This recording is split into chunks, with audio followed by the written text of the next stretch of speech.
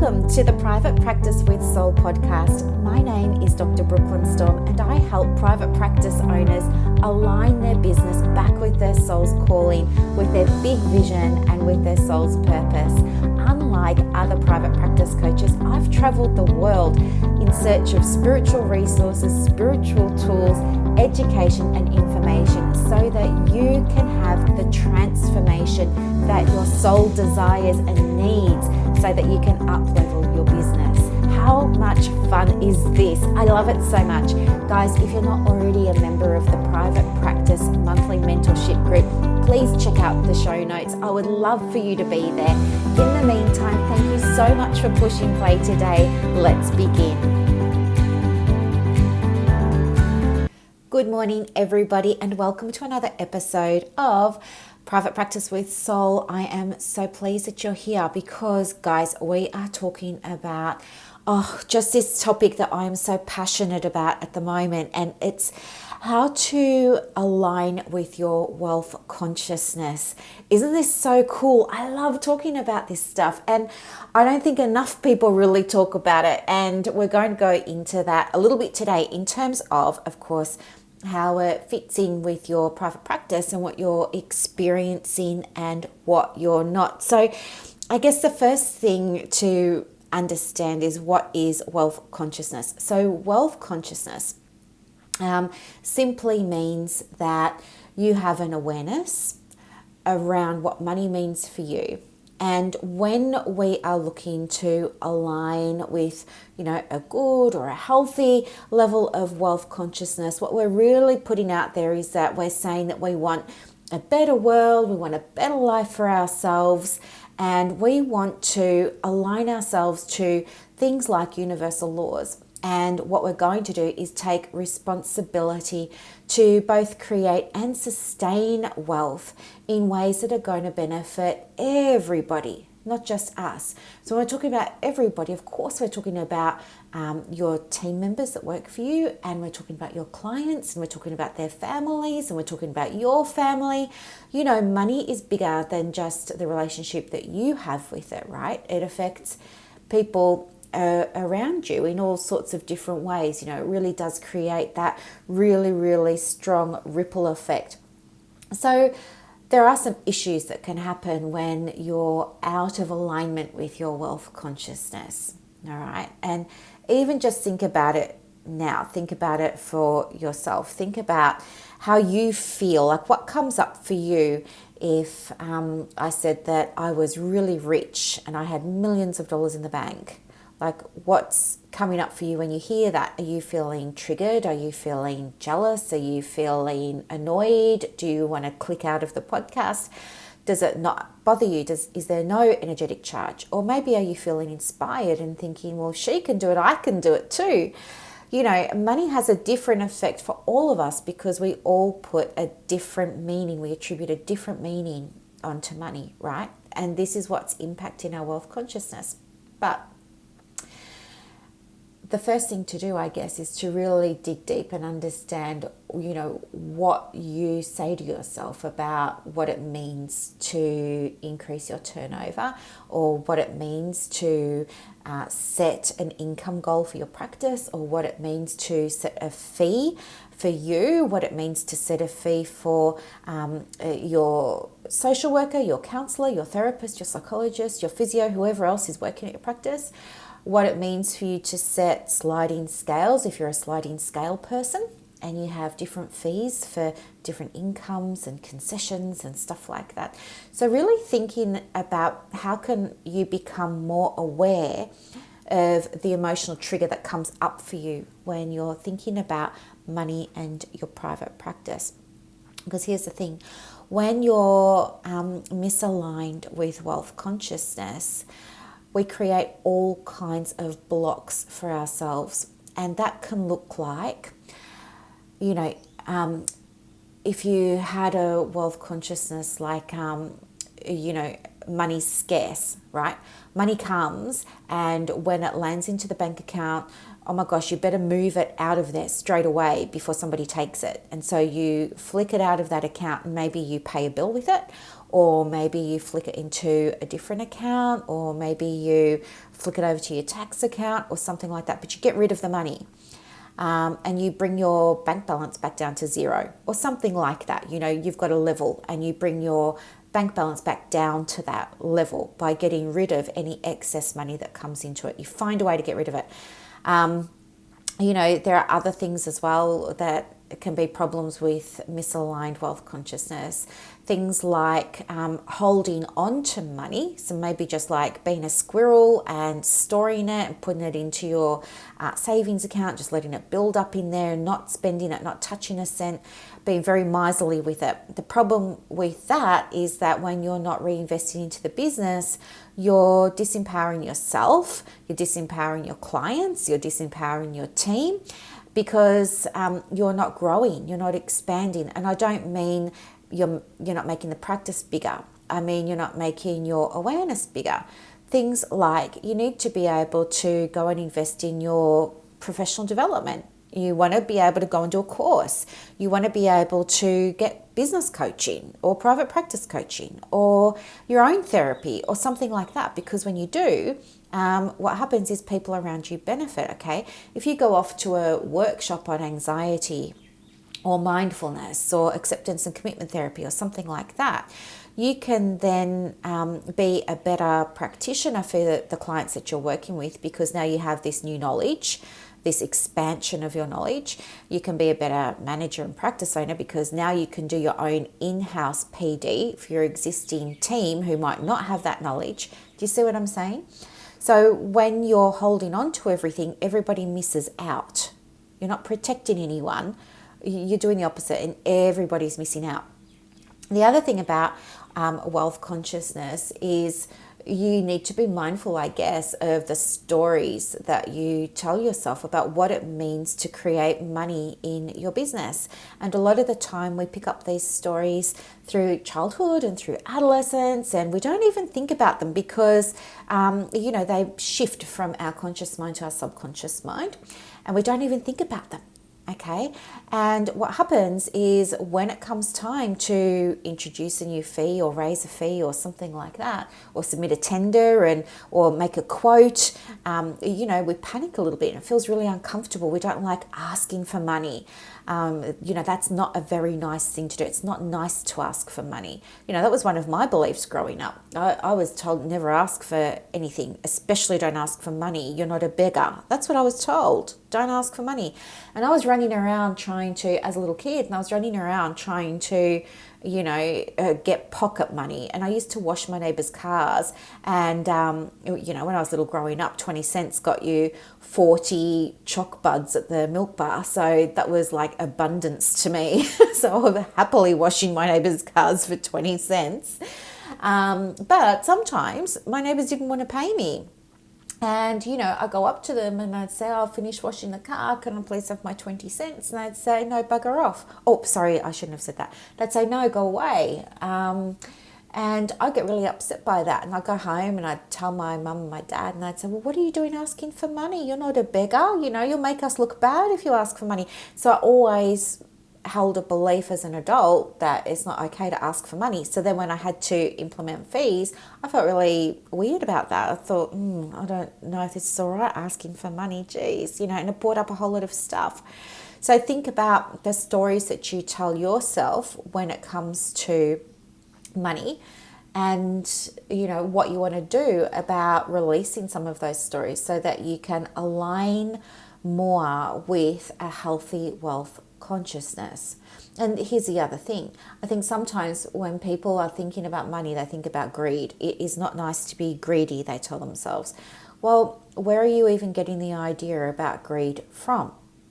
Think about that. Like, how is that even popping into your head? Who told you that you were greedy to ask for money? Because that's a very limiting belief. Here's the thing. When you have more money, you can, as we said before, invest it back into the business and you can grow and everybody benefits. You know, I remember when I raised my fees, it meant that I was able to get out of that. I'd gone from one really small office. It wasn't even 2 meters by 2 meters. It was tiny. I went from that serviced office, and I had two of those, 2 rooms in this big serviced thing in Frankston. And I went from renting out 2 of those to then being able to get a whole entire practice, which was much better. And it had heaps of on-site parking, and it had air conditioning, and it had heating, and it had privacy, and it had soundproofing, and it had, do you know what I mean? I was able to, improve the offerings that I could give to my clients because I had more money coming in that then allowed me to do that. That money opened the door to me being able to serve them better than I was, right? Not that there wasn't anything wrong with how I was serving them, but there was a need for expansion. We're outgrowing it. Do you know what I mean? So it's okay to raise your fees. What's becoming problematic, though, perhaps, is what you're thinking about what it might mean to raise your fees. For example, and you're getting stuck on money being just about you when the money isn't just about you. That's what I'm trying to share with you today. When you make more money, your team, your clients, your family, everybody's going to benefit from it. Okay.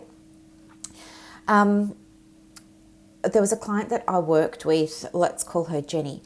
Now, she was based in Perth in WA, Australia, and she was a bulk billing psychologist, okay? Kind of like how many of you have been, going through that transition of bulk billing over to fee paying.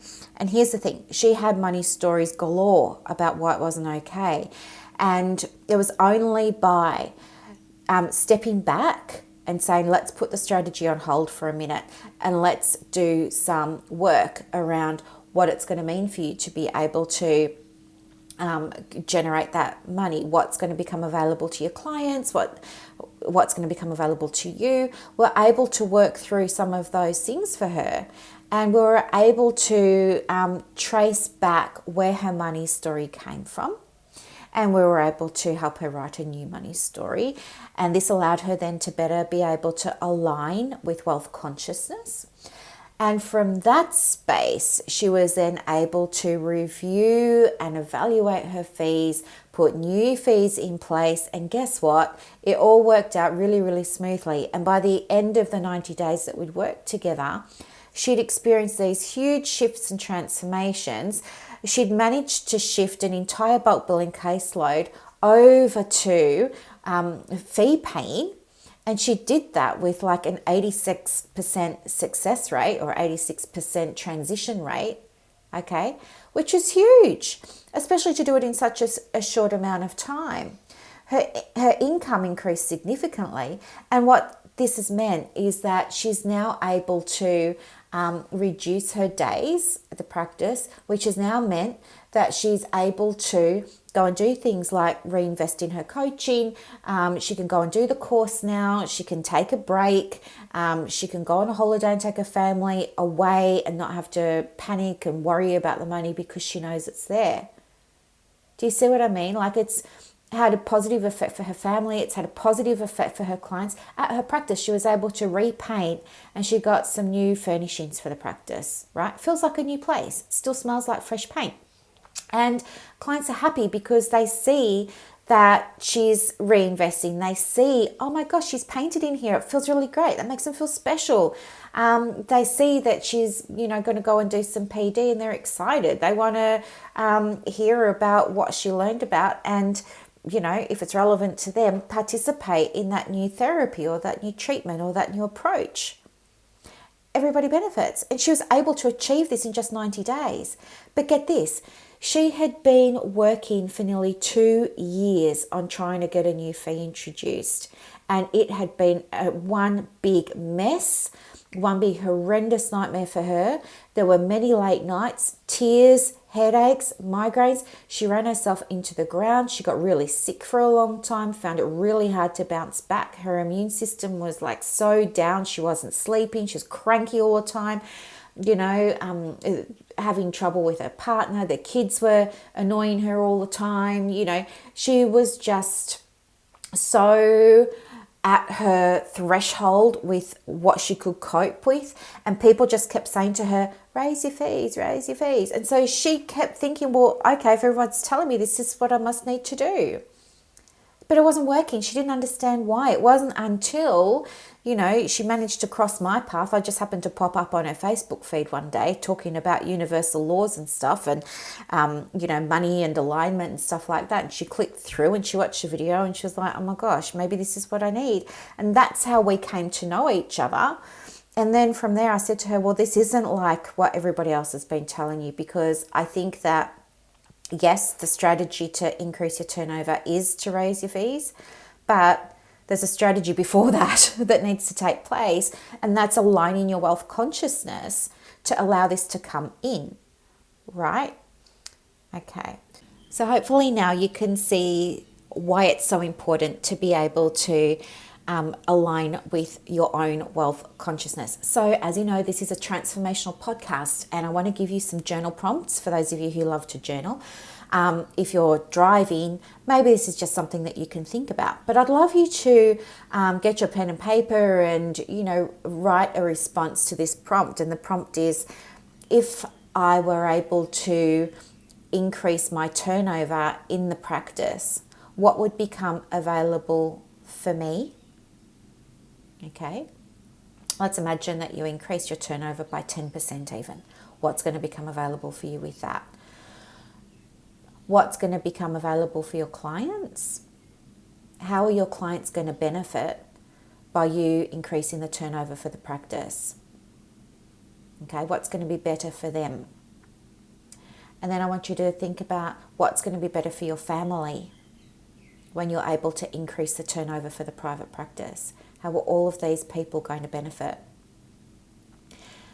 And then I want you to ask yourself, what's one thing that you can change today that can help you align with your wealth consciousness? One thing that you can do today that will help you to align with your wealth consciousness. All right? And that's it.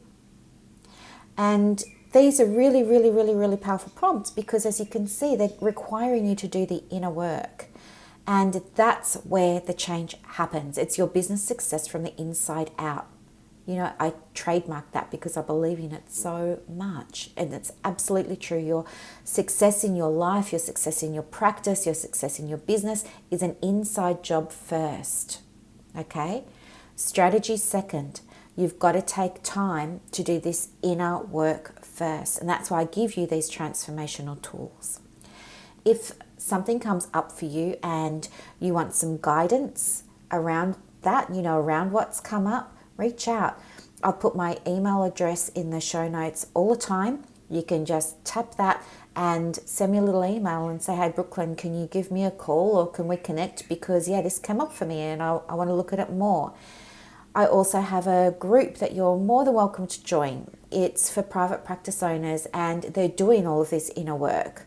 So if you're into this sort of stuff, which I assume you are because you're listening to the podcast, you might want to come and check that out. So I'll also put the link for that in the show notes too.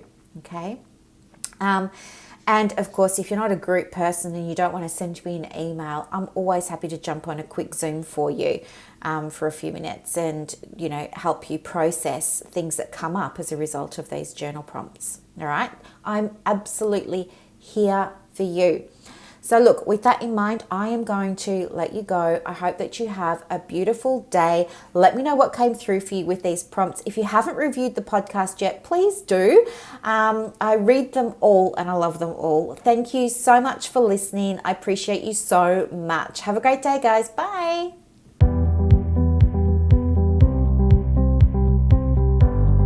Thank you so much for listening to this episode of the Private Practice with Soul podcast today.